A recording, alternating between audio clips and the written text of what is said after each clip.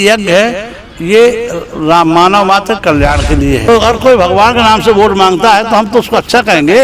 हाँ, अब भगवान के नाम से ठगी नहीं करना चाहिए। हमारा मानना ये है कि जय सीताराम किसी भी साधु को राम जी की इच्छा से या धर्माचार को धर्म के अनुसार ही चलना चाहिए, अपनी व्यवस्थाएं लागू नहीं करना चाहिए। वो जय श्री राम बोले ना बोले चलेगा, मगर भारतीय बन के रहना पड़ेगा।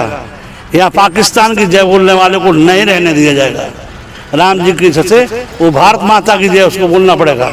राम जी की इच्छा से जय श्री राम ना बोले चलेगा, मगर भारत माता की जय ना बोलने वाले को यहाँ रहने का कोई अधिकार नहीं होना चाहिए। सनातन धर्म जिसका अर्थ है शाश्वत या नित्यता, लेकिन वह नित्यता धीरे धीरे कहीं ना कहीं गायब होती जा रही है समय के साथ। कहते हैं कि परिवर्तन ही पृथ्वी का नियम है, लेकिन क्या सनातन धर्म में यह परिवर्तन सत्य है, या फिर यूँ कहें कि क्या ये परिवर्तन सही है या गलत है? हमारे साथ मौजूद हैं धर्म को जानने वाले गुरु जो यहाँ पे रीवा में मौजूद हैं, और रीवा में आयोजन किया जा रहा है 1008 कुंडी महायज्ञ का।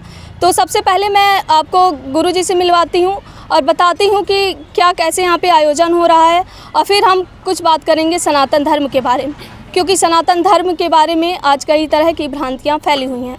इस आयोजन के बारे में बता दीजिए कि जो 1008 कुंडी यज्ञ किया जा रहा है, इसका उद्देश्य क्या है? यज्ञ का उद्देश्य चाहे वो 1 कुंडी हो, 5 कुंडी हो, 9 कुंडी हो, 11, 21, 51, 108 कुंडी हो, 1008 कुंडी हो, सभी यज्ञ का उद्देश्य राम जी मानव कल्याण के लिए, समस्त राम जी के पर्यावरण कल्याण के लिए, राम जी के चराचर जीव के कल्याण के लिए, राम जी से नदी, तालाब, वृक्ष सभी के कल्याण के लिए यज्ञ किया जाता है। राम जी सभी सुखी हों, शांत हों, समृद्ध हों, राम जी की इच्छा से इसके लिए यज्ञ किया जाता है। गुरुजी, मैं आपसे पूछना चाहूँगी कि इससे पहले भी यहाँ पे यज्ञ किया गया था, तो आपको क्या लगता है कि यज्ञ करने से क्या इफेक्ट पड़ता है एक आम जनमानस में? अब देखो बच्चा, ऐसा है ना, जो करता है उसको वही ना अच्छा लगता है। राम जी की इच्छा से एक कोई राम जी की इच्छा से जो कार्य करता रहता है उसका अभ्यास हो जाता है। कोई गांजा पीता तो उसको गांजा अच्छा लगता है, शराब पीता उसको शराब अच्छा लगता है, और जो तस्मई मालपुआ पाता उसको तस्मई मालपुआ अच्छा लगता है। राम जी की इच्छा से धर्म कर्म वाले को धर्म कर्म ही अच्छा लगता है। चोर है उसको चोरी अच्छी लगती है, ठग को ठगी अच्छी लगती है। राम जी की इच्छा से डॉक्टर अपने हिसाब से हमेशा इलाज करते हैं। अब बहुत लोगों को लाभ होता है, किसी को नहीं भी लाभ होता है। जो उसके विपरीत होता है उसको नुकसान भी करता है। ऐसे ही यज्ञ है, ये मानव मात्र कल्याण के लिए है, और इसका बहुत बड़ा जीवन में फर्क पड़ता है। हमारा मानना ये है कि यज्ञ के बगैर ये सृष्टि संभव नहीं है, यज्ञ से ही सृष्टि है। राम जी की इच्छा से यज्ञ क्या है? अग्निदेव की संतुष्टि, अग्निदेव का यजन करना, अग्निदेव में राम देवताओं की आहुति देना, और अग्निदेव उन देवताओं की आहुति अमुक देवताओं तक पहुंचाना। उदाहरण के लिए ले लीजिए, हमारे जो इसमें राम जी अग्नि विराजमान है शरीर में, राम जी की इच्छा से इनका यदि यजन ना किया जाए, पूजन ना किया जाए, तो जय सीताराम शरीर का राम जी रक्षा नहीं हो सकती है। शरीर की रक्षा के लिए जो हमारे अंदर में जठराग्नि है, इसकी नित्य संतुष्टि जरूरी है। राम जैसे इस पिंड की रक्षा के लिए हमको नित्य आहुतियाँ देनी पड़ती हैं राम जी से अपने अग्निदेव को संतुष्टि के लिए, ऐसे इस ब्रह्मांड की रक्षा के लिए हमारे को नित्य आहुतियाँ देना चाहिए, और लोग देते हैं। गुरुजी, जो आज के एक युवाओं में जो प्रश्न होता है कि कौन सा समय होता है जिसमें ब्रह्मचर्य को ग्रहण करना चाहिए, आपने किस उम्र में धारण किया था? राम जी की इच्छा से बच्चा, ऐसा हमारे यहाँ वर्गीकरण है। पहली उम्र है जो 25 साल तक, इसमें ब्रह्मचर्य, फिर गृहस्थ, फिर वानप्रस्थ, फिर संन्यास। राम जी की इच्छा से मगर जो अध्यात्मवादी हैं, इसमें जय सीताराम जगह 100 वर्ष की उम्र हो तब तो 25 ठीक है, मगर उम्र का कोई तो निश्चित नहीं है। और किसी की 20 वर्ष की उम्र हो तो जय सीताराम वो चला गया क्या, इसलिए हमारे आचार्यों ने ये परंपरा बनाई है कि जब भगवान की कृपा हो जाए उसी समय राम जी भगवान की शरणागति ग्रहण करना चाहिए। और आद्य जगतगुरु रामानंदाचार्य भगवान 7 वर्ष की उम्र में राम जी से राम जी से भगवान की शरण में गए थे और उनके नाम से रामानंद संप्रदाय राम जी सभी चल रहा, फल फूल रहा है। आज जगतगुरु स्वामी शंकराचार्य जी राम जी की जैसे 8 वर्ष की उम्र में भगवान की शरणागत प्राप्त की थी। तो इसलिए इसका उम्र का तो कोई पता नहीं है कितनी उम्र है राम जी की, अगर निश्चित हो तो वर्गीकरण किया जाए। तो इसलिए भगवान की शरणागति कभी भी ली जा सकती है। तो यहाँ पे कितनी अच्छी बात कही है कि भक्ति करने की कोई उम्र नहीं होती है, क्योंकि पहले के समय में ऐसा था कि उम्र को 100 वर्ष में बांटा गया था, लेकिन आज जैसे खान पान है या फिर कुछ कारण होते हैं जिसके कारण कई लोग कम उम्र में ही चल बसते हैं। तो भक्ति करने की कोई भी उम्र नहीं है। गुरुजी, आज के जो वर्तमान समय में अगर जो बात की जाए तो राजनीति जो है तो उसमें सनातन धर्म को जोड़ा जा रहा है, इस पर आपका क्या कहना है? राजनीति ऐसे की जाती है कि कभी हनुमान के नाम पर वोट मांगा जाता है तो कभी राम मंदिर के नाम पर वोट मांगा जाता है, इस पर क्या कहना है? बच्चा वोट मांगना ही है। अगर किसी को राम जी राजनीति करना है तो वोट मांगना ही पड़ेगा। तो इधर उधर के वोट ना मांग के भगवान ही के नाम से अगर वोट मांग लिया जाए तो अच्छा ही ना है। भगवान के नाम से कुछ भी किया जाए तो अच्छा ही ना है। तो अगर कोई भगवान के नाम से वोट मांगता है तो हम तो उसको अच्छा कहेंगे। हाँ, अब भगवान के नाम से ठगी नहीं करना चाहिए, चोरी नहीं करना चाहिए। और वोट मांगने के भगवान के नाम से जब वोट मांगे, जैसे भाजपा ने पहले भगवान के नाम से वोट मांगा तो एक दिन भगवान का मंदिर बन ना गया है ना, और दूसरे मंदिर सब बनने की तैयारी नहीं चल रही है। आज यहाँ कर लो, वहाँ कर लो। हाँ, अब बहुत सारी सीताराम जो मंदिर तोड़ के जो मस्जिदें बनाई गई थी जय सीताराम, उनमें जय सीताराम आजकल सर्वे हो ना रहा है राम जी की इच्छा से। तो इसलिए भगवान के नाम से वोट मांगने में कोई दिक्कत नहीं होना चाहिए। गुरुजी, एक यह भी यहाँ पे तथ्य होता है कि नेता ही जो समाज को गढ़ते हैं वह समाज को जाति धर्म में बांट रहे हैं वोट मांग कर, इस पर क्या कहना है कि क्या जातिगत भेदभाव, धर्म भेदभाव, ये सब चीज़ें उभर कर आ रही हैं इससे? नहीं बच्चा, तो ऐसा ना, जातिगत भेदभाव नहीं होना चाहिए राम जी की इच्छा से। अब ये तो जीने की वो हमारे आचार्यों ने व्यवस्था बनाई है। क्या व्यवस्था बनाई? वो जहाँ तक बात जाति की है तो जाति को ख़त्म कैसे किया जा सकता है? कोई भी संस्थान है, कोई संस्थान है, उसमें A, B, C, D 4 grade होते हैं। 1 नंबर ए में हो गया, ये अधिकारी 1 नंबर का हो गया, दूसरा B ग्रेड का हो गया, तीसरे C ग्रेड का, D ग्रेड का। और हमारे खून में भी 4 जातियां हैं। तो जाति को तो ख़त्म कर नहीं जा सकता है। जाति कैसे ख़त्म? हाँ, जो परंपरागत से जाति चल रही है उसको आप ख़त्म कराएंगे तो जय सीताराम, तो जातियाँ ख़त्म कैसे हो सकती हैं? अब ये भाजपा हो गया, ये भाजपा की जाति हो गई, ये कांग्रेस की जाति हो गई, ये जाति जातियों के बगैर कैसे चल सकता है? जातियाँ तो रहेंगी। अब उसको लोगों को ऐसा हो ये जाति तो रहेगी। और जातियाँ हमारा व्यवस्था थी। ये है तो ये राम जी नहीं, ये राम जी की क्या है, शिक्षा का काम करे, ये रक्षा का काम करे, ये व्यापार का काम करे, ये जय सीताराम और काम करे। आज जय सीताराम लोग बोलते हैं कि नहीं, ऐसा नहीं। आज तो उसका जो जय सीताराम जूता की दुकान सभी जाति की नहीं खोल रहे हैं क्या राम जी की इच्छा से?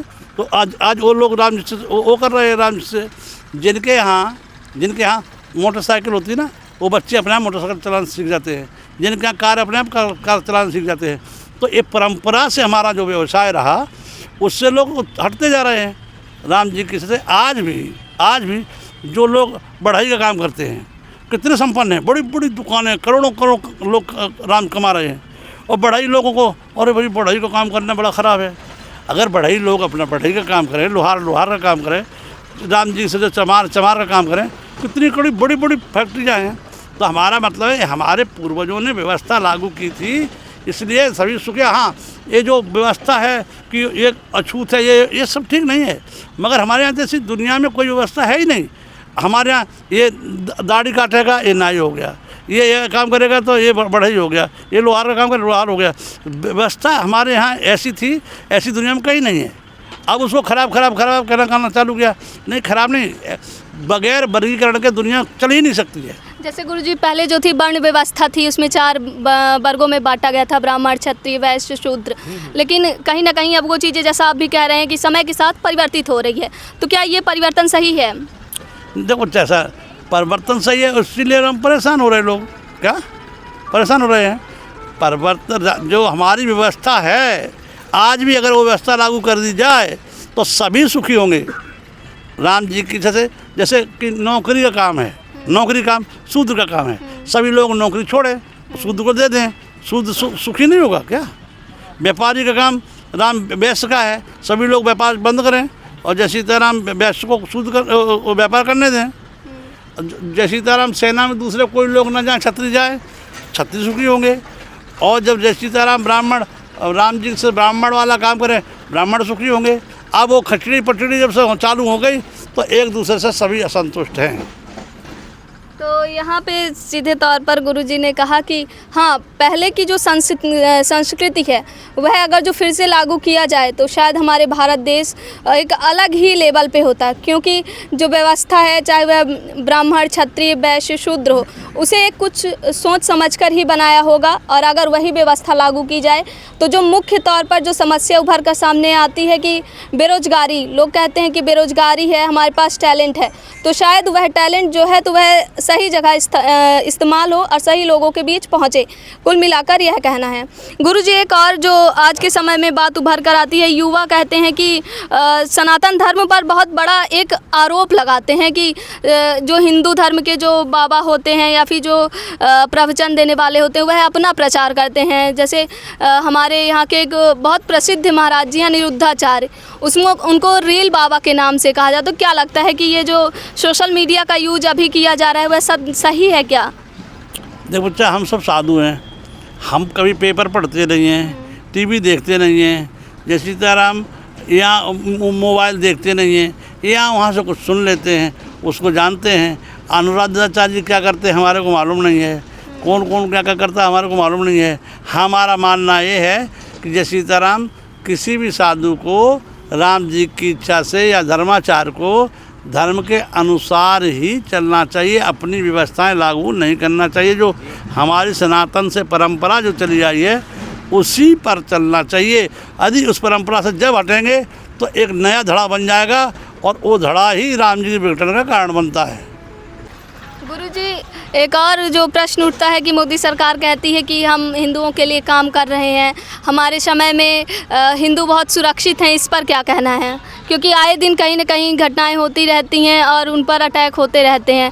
अभी कुछ मंदिरों में भी अटैक हुए जिसमें साधु संत के ऊपर ही हमला किया गया है, इस पर क्या कहना है? क्या लगता है कुछ सुरक्षित हैं? बच्चा ऐसा है, राम जी की इच्छा से ये घटना यत्र तत्र हमेशा से होती आई हैं और हमेशा होती रहेंगी। राम जी की इच्छा से ये सतयुग में भी था, त्रेता में भी था और द्वापर में भी था और कलयुग में भी है। राम जी की इच्छा, मोदी जी जो कर रहे हैं, राम जी के कुछ हिंदू समाज के हिसाब से कार्य कर रहे हैं, तो जो हिंदू भगवान का नाम लेकर काम करेगा, भगवान के हिसाब से काम करेगा, लोग उसको अच्छा कहेंगे, हम भी अच्छा कहते हैं। गुरुजी एक और प्रश्न उठता है कि जो आज के युवा हैं वह कहीं ना कहीं भक्ति मार्ग में कम जा रहे हैं, अन्य मार्गों में ज़्यादा, तो इस पर क्या कहना है? जिससे थोड़ा हमारे युवाओं को क्या संदेश देंगे आप?